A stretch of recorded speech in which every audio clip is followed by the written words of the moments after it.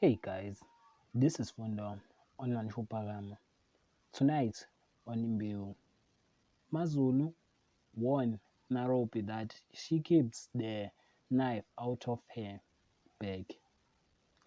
MaZulu and Nirupa accept each other and must trust rough rift between them.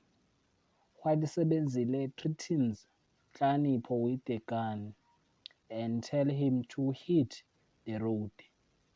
At the hospital, Imbewu attempts to murder Maharaj, but he wakes up.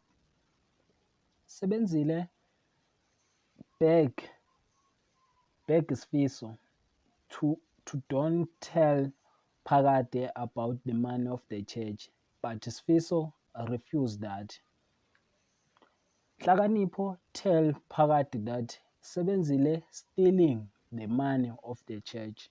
That is for tonight. Thanks for watching. Don't forget to like and comment and subscribe. Therefore, thanks.